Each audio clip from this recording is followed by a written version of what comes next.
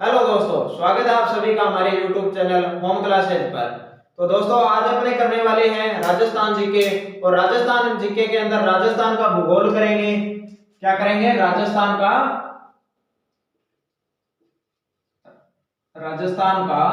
भूगोल। और राजस्थान के भूगोल के अंदर जिस टॉपिक पर बात करेंगे वह रहेगा अपना राजस्थान का सामान्य परिचय। राजस्थान का सामान्य परिचय। राजस्थान का सामान्य परिचय आज अपना टॉपिक रहेगा। तो राजस्थान क्या प्राचीन काल से लेकर राजस्थान वर्तमान तक राजस्थान ही जाना गया या किसी अन्य नाम से जाना जाता था, इन सभी विषयों के ऊपर आज अपने चर्चा करेंगे।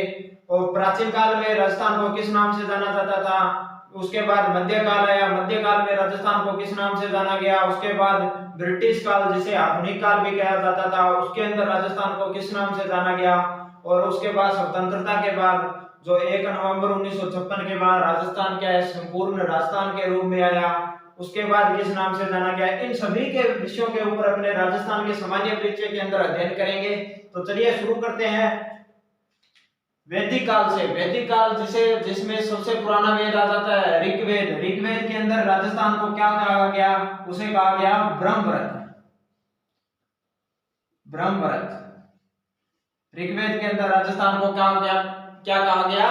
ब्रह्मरथ। देखिए इसे याद करने का तरीका, ऋग्वेद के अंदर री की मात्रा आ रही है, री की ध्वनि आ रही है, और ब्रह्मरथ के अंदर देखिए री की ध्वनि आ रही है। इसे ऐसे याद कर सकते हैं, ऋग्वेद के अंदर देखिए री की ध्वनि आ रही है और ब्रह्मरथ में भी री की ध्वनि आ रही है। उसके बाद कौन सा काल आया? रामायण काल। रामायण काल जिसमें श्री राम जी का जो वर्णन होता है वो रामायण काल में होता है। और रामायण किसने लिखी? रामायण लिखी वाल्मीकि ने। वाल्मीकि। रामायण किसने लिखी? वाल्मीकि ने लिखी। और उसके अंदर वाल्मीकि ने राजस्थान को क्या नाम दिया? मरुकांता। मरुकांता। रामायण काल के अंदर वाल्मीकि ने राजस्थान को क्या कहा? मरुकांता। इसमें देखिए रामायण र से शुरू हो रही है और मरुकांता र पे ही खत्म हो रहा है। इसे ऐसे याद कर सकते हैं। उसके बाद लोग दोस्तों, आपने महाभारत तो देखी होगी, सभी जानो ही हो महाभारत के बारे में। बिग बाल किसो काल आयो? महाभारत काल कैसका या महाजनपद काल भी कैसका। बिंग में क्या राजस्थान का अन्य अन्य क्षेत्रों को अन्य अन्य नाम हो। तो जो चलो देखा, राजस्थान को जो उत्तरी भाग है, राजस्थान को उत्तरी भाग बोले तो जैसे गंगानगर हनुमानगढ़ वाला जो क्षेत्र है उसमें राजस्थान को क्या कहा गया? योध्य क्षेत्र। योध्य क्षेत्र। अगर इसमें आपसे दोस्तों डिस्ट्रिक्ट पूछ ले तो इसमें आ जाएगा गंगानगर। गंगानगर और हनुमानगढ़। गंगानगर और हनुमानगढ़ दो डिस्ट्रिक्ट आ जाते हैं उत्तरी क्षेत्र में। अगर आपसे क्षेत्र विशेष पूछे तो राजस्थान का उत्तरी भाग आ जाएगा, और आपसे डिस्ट्रिक्ट पूछ ले तो गंगानगर और हनुमानगढ़ आ जाएगा। दोस्तों इसमें एक बात का ध्यान रखना, एग्जामिनर आपको अगर गंगानगर दे दे, अकेला गंगानगर दे दे तो वह राइट होगा, क्योंकि 1 नवंबर 1956 के बाद हनुमानगढ़ का जो निर्माण होता है उस बाद में होता है, और गंगानगर पहले जिला बना था, तो इसलिए गंगानगर राइट ऑप्शन होगा। अगर हनुमानगढ़ ऑप्शन में ना आए तो आप संकोच ना करना, गंगानगर राइट ऑप्शन होगा। उसके बाद आ जाओ अपना बीकानेर। बीकानेर के आसपास का जो भूभाग है उसे क्या कहा गया? बीकानेर के जो आसपास का भूभाग था उसे कहा गया जांगल प्रदेश। जांगल प्रदेश। बीकानेर के आसपास के भूभाग को क्या कहा गया? जांगल प्रदेश। आप एक नोट लगाकर एक बात ध्यान में रखना, नोट के अंदर एक बात ध्यान में रखना, जो बीकानेर के शासक हुए उन्हें किस नाम से जाना गया? उन्हें कहा गया जांगलधर। बीकानेर के शासकों को क्या कहा गया? जांगलधर। नोट लगा के बात नोट करना, बीकानेर के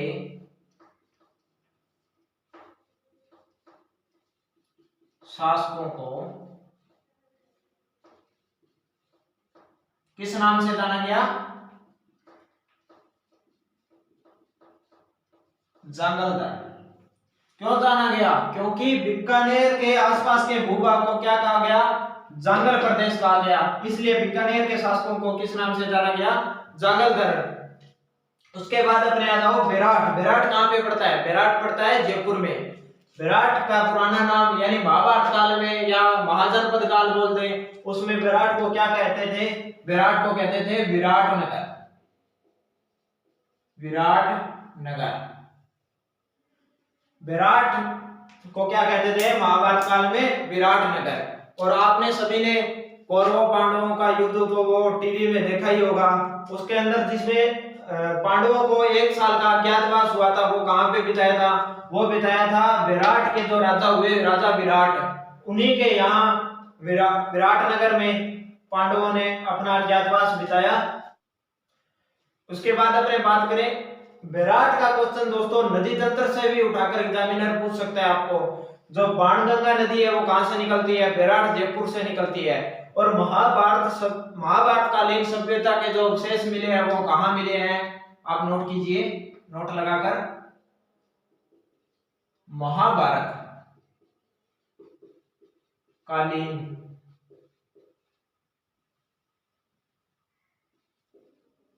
सभ्यता के अवशेष कहां से प्राप्त हुए? वो हुए हैं विराट, विराट जयपुर से। और नदी पूछे तो बाणगंगा नदी। बाणगंगा नदी के किनारे विराट जयपुर से महाभारतकालीन सभ्यता के अवशेष प्राप्त हुए हैं। उसके बाद अपने बात करें अलवर के आसपास का भूभाग है, उसे किस नाम से जाना गया महाभारत कालीन में? तो महाभारत कालीन या महाजनपद काल में अलवर के आसपास के क्षेत्र को क्या कहा गया? उसे कहा गया मत्स्य प्रदेश। उसे क्या कहा गया? मत्स्य प्रदेश। अलवर के आसपास के भूभाग को क्या कहा गया? मत्स्य प्रदेश। उसके बाद आ जाओ दोस्तों अपने बात करें महाभारत कालीन में भरतपुर, धौलपुर, करौली के आसपास के भूभाग को क्या कहा गया? उसे कहा गया सूरसेन। क्या कहा गया? सूरसेन। भरतपुर, धौलपुर, करौली और उसके आसपास के भूभाग को, जिसे अपने क्षेत्र विशेष की बात करें तो यह आ जाएगा पूर्वी राजस्थान। पूर्वी राजस्थान को क्या कहा गया महाभारत कालीन में? सूरसेन कहा गया। और जिलों की बात करें, डिस्ट्रिक्ट की बात करें तो भरतपुर, धौलपुर और करौली के जो आसपास का जो क्षेत्र है उसे क्या कहा गया? उसे कहा गया सूरसेन। उसके बाद अपने बात करें उदयपुर, चित्तौड़गढ़, जिसे मध्यकाल में क्या कहा जाता था? मेवाड़। आपने सभी पढ़ते हैं मेवाड़, मेवाड़। उदयपुर और चित्तौड़गढ़ को क्या कहा गया? उसे कहा गया सीवी जनपद। सीवी जनपद नाम दिया गया। उदयपुर और चित्तौड़गढ़ को सीवी जनपद का नाम दिया गया, जिसे मध्यकाल में क्या कहा जाता था? मेवाड़। अब आ जाए अपने जैसलमेर। रेतो रेतो, मोटो रेतो, सुनेडो है वो, गेड़ा भी होगा कि तो जैसलमेर को क्या कहा गया? इसे कहा गया मांड या वल। जैसलमेर में क्या हो गयो? मांड या वल। अब आपने बात करा जैसलमेर थोड़ा पढ़ना चला नीचे ने जालोर। जालोर, जालोर को क्या कहा गया? जालोर को कहा गया सुवर्णगिरी। सुवर्णगिरी। जालोर का प्राचीन नाम क्या था? महाभारत काल या महाजनपद काल में सुवर्णगिरी। उसके बाद आ गया भीनमाल। भीनमाल कहां पे पड़ता है? भीनमाल आता है अपना जालोर में। भीनमाल, जालोर। इसका प्राचीन नाम महाभारत काल में क्या था? इसका प्राचीन नाम था श्रीमान। श्रीमान। आपसे क्वेश्चन पूछ लिया जाए जैन धर्म का सबसे बड़ा मंदिर, सबसे बड़ा जैनालय कहां पर है? तो वो अपने भीनमाल के अंदर ही है। नोट लगाकर बात लिखो, नोट लगाकर। जैन धर्म का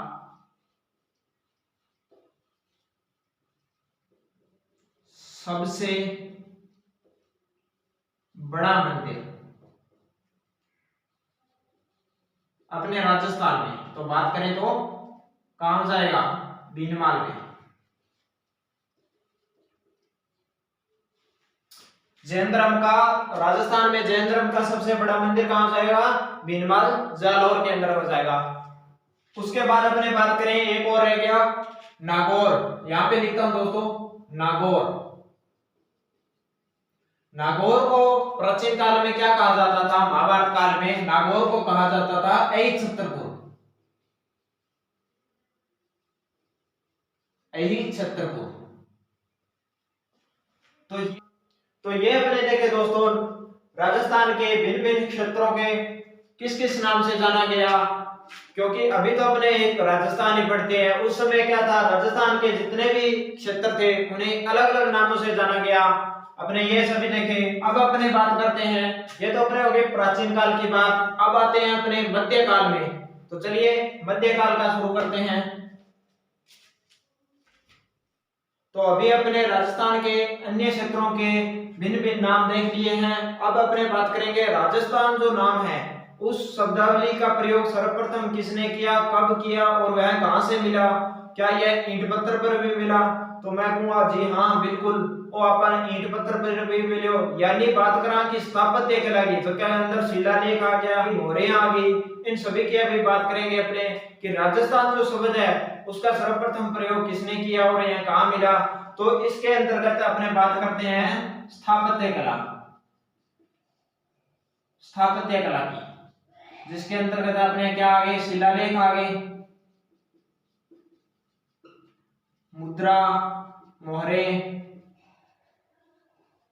इन सभी का क्या है अपने अध्ययन करेंगे। फिर राजस्थान जो शब्द है उसका उल्लेख सर्वप्रथम कहां किया गया? तो शिलालेख सर्वप्रथम उल्लेख राजस्थान शब्द का राजस्थान शब्द का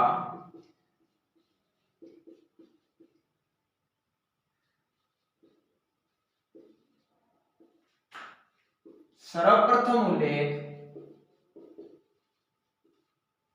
दो शिलालेखों में किया गया।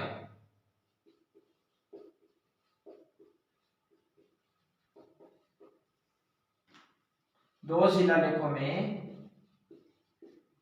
किया गया। तो वो कौन कौन से दो शिलालेख थे? चलिए देखते हैं। पहला शिलालेख गोसुंडी का शिलालेख। कौन सा? गोसुंडी शिलालेख।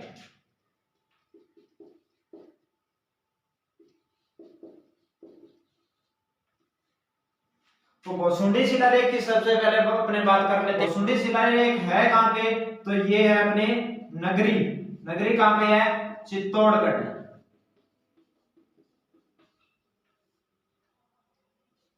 नगरी चित्तौड़गढ़ से प्राप्त हुआ। तो इस शिलालेख की खोज की बात करें, शिलालेख की खोज किसने की? तो वो की अपने श्यामल दास। किसने की? श्यामल दास ने की। तो श्यामल दास की एक पुस्तक भी है वीर विनोद। कौन सी पुस्तक है? वीर विनोद। श्यामल दास ने कौन सी पुस्तक लिखी? वीर विनोद। यह थोड़ी एक्स्ट्रा बात है। तो अपने को सिर्फ इतना ही ध्यान रखना है कि गोसुंडी शिलालेख की खोज का श्रेय किसे जाता है? श्यामल दास को। और इसकी भाषा क्या थी? गोसुंडी शिलालेख की भाषा की बात करें तो भाषा थी संस्कृत। भाषा कौन सी थी? संस्कृत। अब श्यामल दास जिन तो संस्कृत पढ़नी को नहीं आती तो फिर ठा क्या लाग्यो भी पतो किया चालियो कैस को गोसुंडी शिलालेख है। इन अंदर कुछ राजस्थान को थोड़ा बहुत विवरण भी है, राजस्थान शब्द को नाम भी आयो वो तो वो खोज तोड़ कर दी श्यामल दास। अब पढ़ा किसने? गोसुंडी शिलालेख है, पढ़ा किसने? तो वो पढ़ा D.R. भंडारकर। किसने पढ़ा? D.R. भंडारकर ने पढ़ा। अब अपने बात करते हैं, यहां ऊपर आ जाइए। ये जो गोसुंडी का शिलालेख है यह क्या है कि खंडित शिलालेख है। कौन सा है? खंडित शिलालेख है। और इसमें अब बात करेंगे, गुरुजी थे तो बताए को नहीं, गोसुंडी शिलालेख में राजस्थान को के है तो इसमें नाम दिया गया है राजस्थानीय। राजस्थानीय क्या नाम दिया गया है? राजस्थान को राजस्थानीय नाम किसमें दिया गया है? ये गोसुंडी शिलालेख के अंदर राजस्थानीय नाम दिया गया है। अब इसकी बात करें तो ये वर्तमान में कहाँ है, वर्तमान के अंदर कहाँ है, तो वर्तमान के अंदर है यह उदयपुर, उदयपुर संग्रहालय वर्तमान में कहाँ है, उदयपुर संग्रहालय में रखा हुआ है। और जाओ उदयपुर तो पढ़ लियो, बिन अंदर राजस्थानी है नाम दियो गए है। गोसुंडी शिलालेख है जो कहाँ है, नगरी चित्तौड़गढ़ में है। और खोजगण करी श्यामल दास करी, श्यामल दास की रचना भी एक बताई मैं थाने, वीर विनोद है। तो भाषा कौन सी बताई, भाषा संस्कृत है।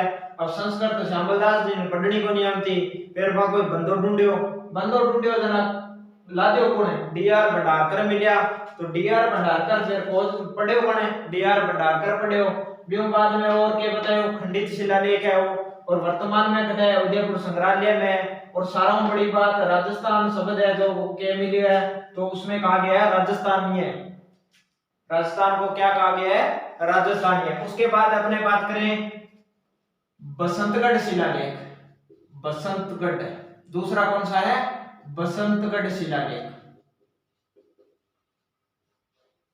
दूसरा शिलालेख कौन सा है, बसंतगढ़ शिलालेख। और यह कहां पे है, यह है सिरोही में। कहां पे है, बसंतगढ़ शिलालेख सिरोही के अंदर है। और उसमें राजस्थान को क्या कहा गया है, उसमें कहा गया है राजस्थानीय द्वितीय, राजस्थाना, राजस्थाना।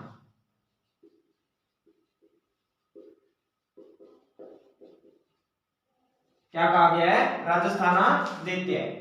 तो ये थे अपने स्थापत्य कला से कुछ महत्वपूर्ण पर्सन भी। राजस्थान का नाम कब पड़ा, कैसे पड़ा, कोई शिलालेख भी मिला।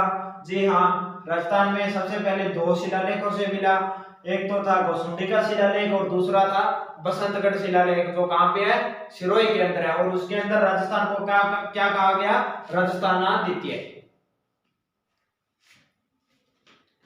तो अब अपने बात करते हैं मध्यकाल के अंदर जो राजस्थान के क्षेत्रों के नाम थे उनकी। तो मध्यकाल में राजस्थान के विभिन्न क्षेत्रों के नाम, उनकी बात करते हैं अपने। तो शिवाना, शिवाना कहां पे है, बाड़मेर में। शिवाना कहां पे है, बाड़मेर के अंदर है। तो शिवाना का जो प्राचीन नाम था मध्यकाल में वो था खेराबाद।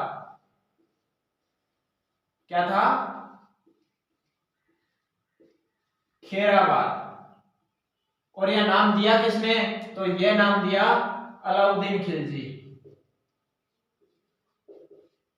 अलाउद्दीन खिलजी ने। अब अपने बात करें चित्तौड़गढ़ की। तो चित्तौड़गढ़ का जो प्राचीन नाम था मध्यकाल में वो था खिजराबाद, खिजराबाद। चित्तौड़गढ़ का प्राचीन नाम मध्यकाल में क्या था, खिजराबाद। और यह नाम दिया किसने, तो यह भी अलाउद्दीन,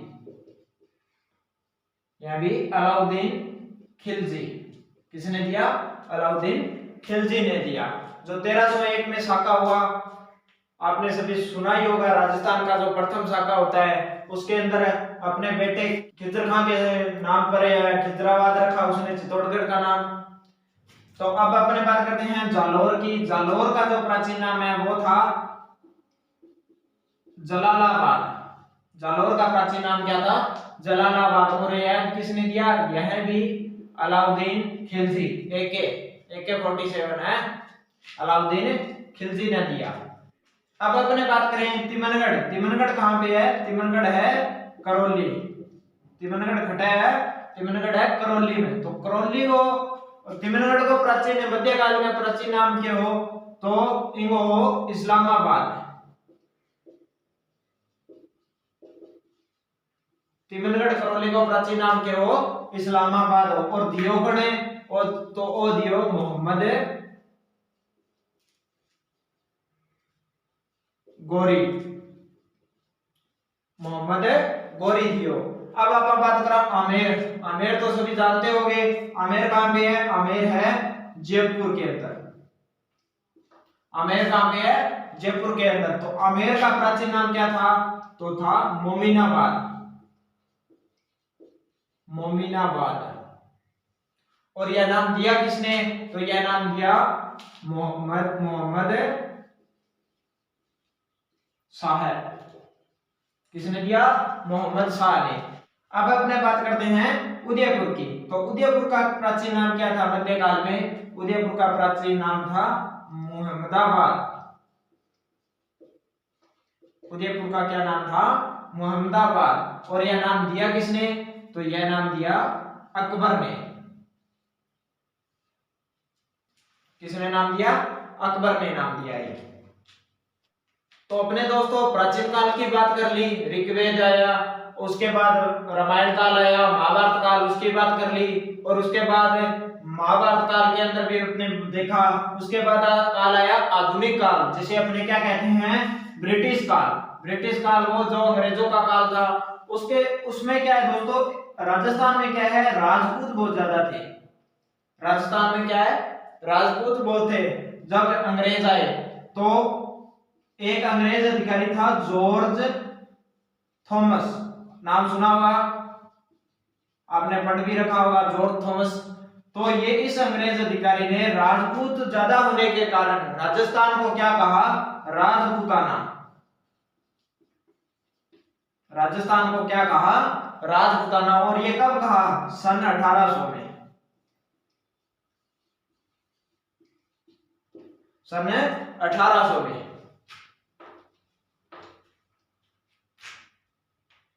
उसके बाद आता है colonel James toad.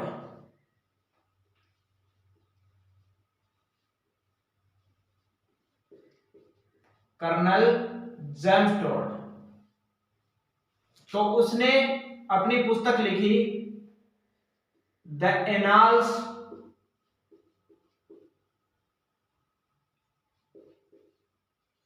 Antiquities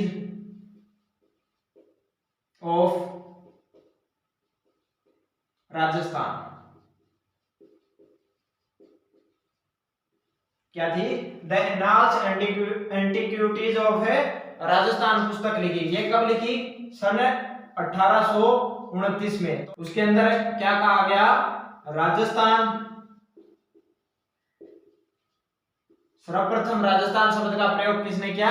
colonel James toad ने। और कब किया? 1829 में अपनी पुस्तक the annals antiquities of Rajasthan के अंदर। राजस्थान का, रायथन का, और क्या नाम दिया? रजवाड़ा। तो ये किसने कहा? कर्नल जेम्स टोड ने।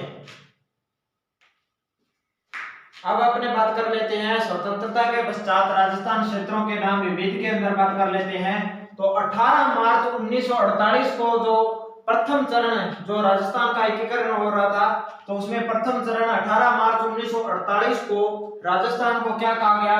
मत्स्य संघ। उस प्रथम चरण में राजस्थान का क्या नाम रखा गया? मत्स्य संघ। तो राजस्थान के एकीकरण के समय 18 मार्च 1948 को प्रथम चरण हुआ, उसका क्या नाम दिया गया? मत्स्य संघ कहा गया।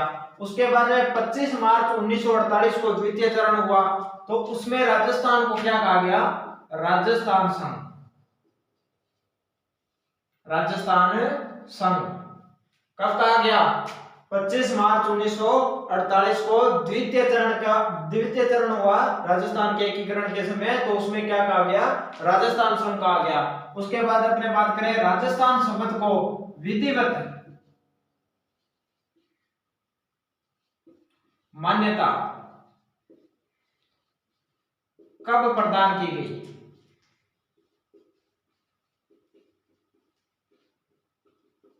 राजस्थान शब्द को विधिवत मान्यता कब प्रदान की गई? तो ये की गई 26 जनवरी 1950 को। कब की गई?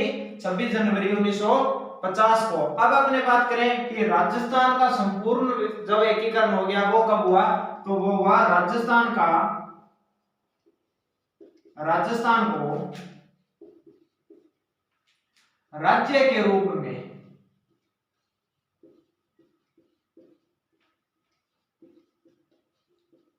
दर्जा कब मिला? राजस्थान को राज्य के रूप में दर्जा कब मिला?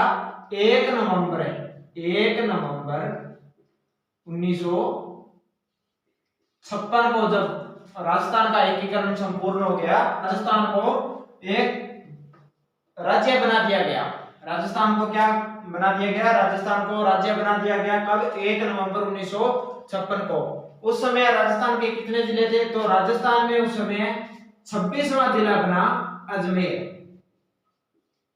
कब बना? 1 नवंबर 1956 को बना। उसके बाद क्या है दोस्तों? संभाग। राजस्थान में कितने संभाग है? राजस्थान में 7 संभाग है। राजस्थान में कितने संभाग है? 7 संभाग। उसके बाद संभाग बनाएंगे। पहला संभाग कौन सा था? जयपुर। जयपुर 7 संभागों के नाम देख लीजिए। जयपुर, जोधपुर,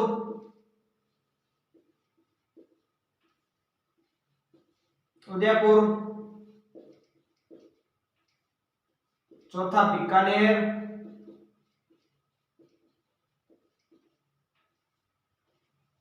पांचवा कोटा, छठा इधर लिखता हूं मैं, छठा अजमेर, और सबसे नवीनतम संभाग कौन सा था? 7वां भरतपुर। भरतपुर संभाग। तो दोस्तों आज आपने राजस्थान के सामान्य परिचय से संबंधित बात की। तो उम्मीद करता हूं कि सभी को वीडियो अच्छी लगी होगी। तो इसे लाइक कीजिए, शेयर कीजिए और हमारे चैनल होम क्लासेज को जरूर सब्सक्राइब कीजिए।